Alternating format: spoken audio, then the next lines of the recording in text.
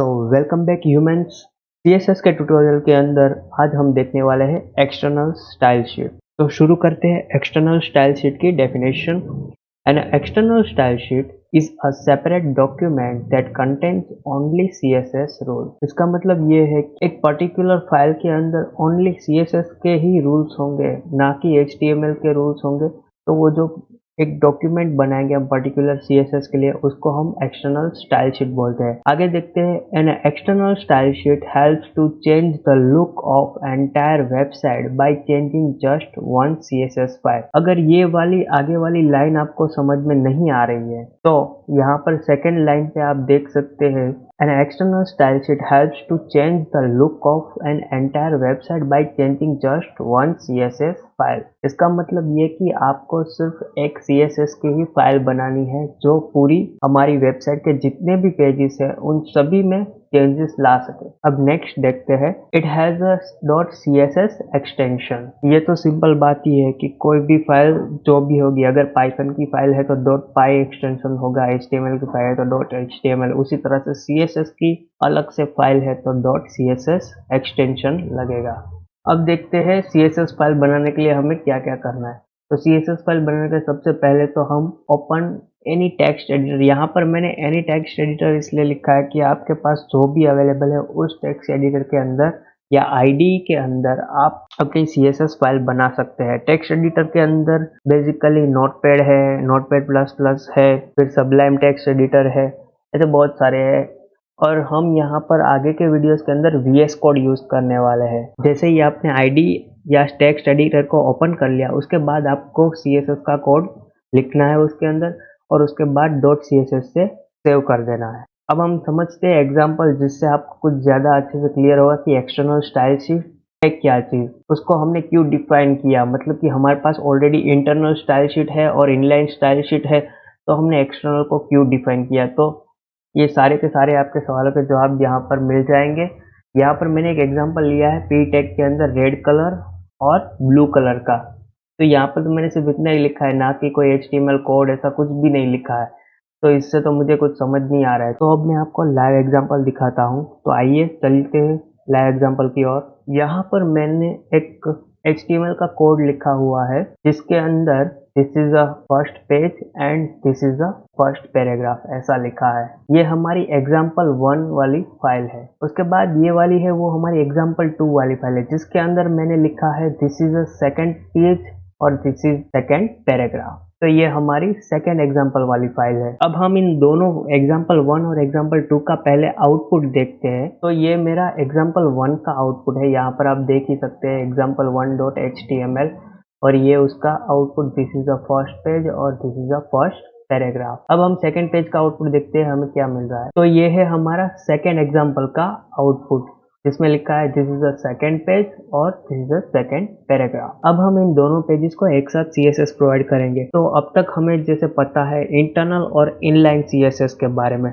तो internal CSS के अंदर क्या है कि हम एक HTML जो हमने डॉक्यूमेंट बनाया उसी के अंदर हेड के अंदर हम पर्टिकुलर पेज के लिए पर्टिकुलर CSS फाइल यूज करते हैं, और इनलाइन के अंदर एक टैग के लिए ही हम पर्टिकुलर यूज कर सकते हैं। तो सबसे पहले हम यहाँ पर अगर इनलाइन यूज करेंगे तो मुझे दोनों पेजेस के अंदर दो दो टैग के अंदर दो दो स्टाइल शीट डिफाइन करनी पड़ेगी और अप्लाई करनी पड़ेगी। यानी कि मैं 4 बार स्टाइल शीट दोनों का टोटल मिला के 4 बार मैं स्टाइल शीट दूंगा और फिर वो आउटपुट में मुझे दिखेगी। तो ये तो मेरा काम थोड़ा लेंदी हो गया। उसके बाद जो है वो है इंटरनल स्टाइल शीट। तो इंटरनल स्टाइल शीट के अंदर काम तो सेम ही होगा बट थोड़ा कम हो जाएगा। कम कैसे होगा कि दोनों के हेड के अंदर मैं दोनों टैग डिफाइन कर दूंगा एक साथ, यानी कि वो मुझे पर्टिकुलर पेज के लिए पर्टिकुलर स्टाइल शीट प्रोवाइड कर देगा। तो इंटरनल में 2 बार हमने वो काम किया हेड के अंदर जाकर। अब यहाँ पर मैं एक्सटर्नल को यूज करता हूँ। तो एक्सटर्नल के अंदर क्या होगा कि मैं सिर्फ एक ही डॉक्यूमेंट बनाऊंगा और ये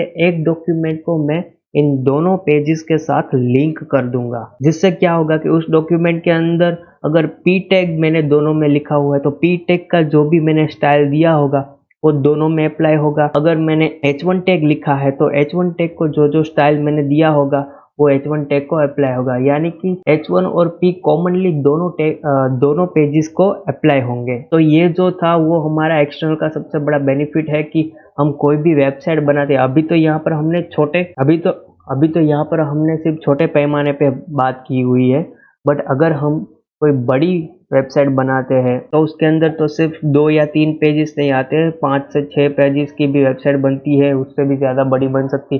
तो उसके अंदर हम जो हेडर और फुटर रखते हैं, फुटर के अंदर कॉमन एक डिज़ाइन रखते हैं, हेडर के अंदर कॉमन एक डिज़ाइन रखते हैं, तो हम उसके लिए एक स्टाइल शीट बनाते हैं। एक ही स्टाइल शीट सभी पेजेस को सेम दे देंगे तो सेम हेडर सेम फुटर सभी में रहेगा, जिससे आपको वेबसाइट भी अच्छी दिखेगी। और कुछ कॉमन चीज़ें भी सभी पेजेस के अंदर होगी, तो वो भी आप एक ही CSS की मदद से देंगे। मतलब कि यहाँ पर आपका काम बहुत इजी हो जाएगा। सभी पेजेस को एक एक करके देने के बदले एक ही पेजेस के अंदर सभी की स्टाइल शीट एक साथ आप प्रोवाइड कर सकते। तो ये जो थी वो हमारी सबसे बड़ी बेनिफिट वाली थी एक्सटर्नल के अंदर। एक्सटर्नल स्टाइल शीट हमारी मोस्ट ऑफ यूज एक साथ बहुत सारे पेजेस को स्टाइल प्रोवाइड करने के लिए ही होता है, ये उसका मेन यूज है। अब हम बात करते हैं एग्जाम्पल की। तो यहाँ पर मैंने आपको अब प्रैक्टिकली करके दिखाऊंगा कि कैसे एक्सटर्नल स्टाइल शीट अप्लाई होती है वो। तो यहाँ पर है मेरा एग्जाम्पल 1 का कोड, फिर ये है मेरा एग्जाम्पल 2 का कोड। अब मैं यहाँ पर एक CSS फाइल इन दोनों के लिए एग्जाम्पल करके एक CSS फाइल बनाऊंगा EX करके, जिसको मैंने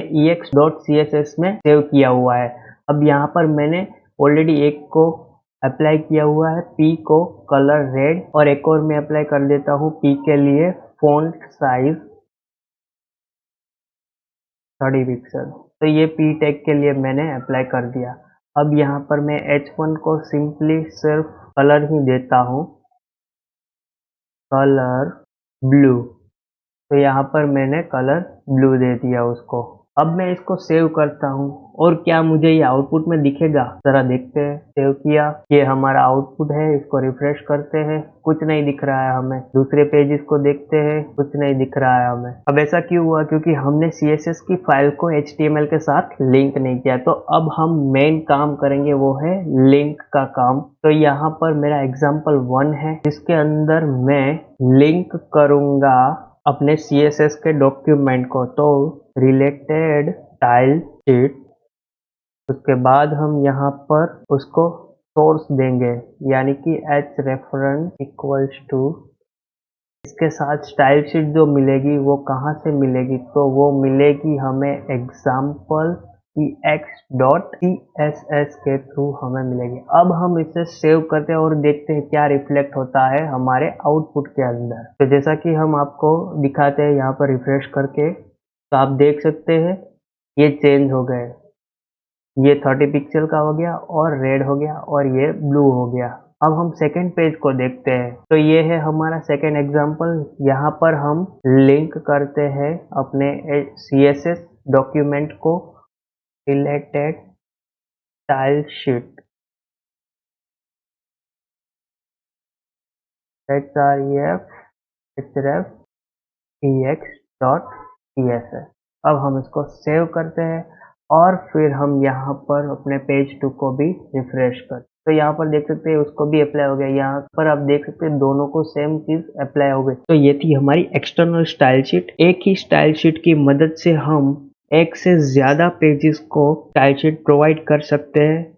उसको हम कहते हैं एक्सटर्नल स्टाइल शीट। अलग से हम डॉक्यूमेंट बनाएंगे और उसको हम HTML के हेड टैग के अंदर लिंक कर देंगे, जिससे उस पूरे डॉक्यूमेंट को स्टाइल शीट प्रोवाइड हो जाए। तो दोस्तों ये था पूरा एक्सटर्नल स्टाइल शीट के बारे में।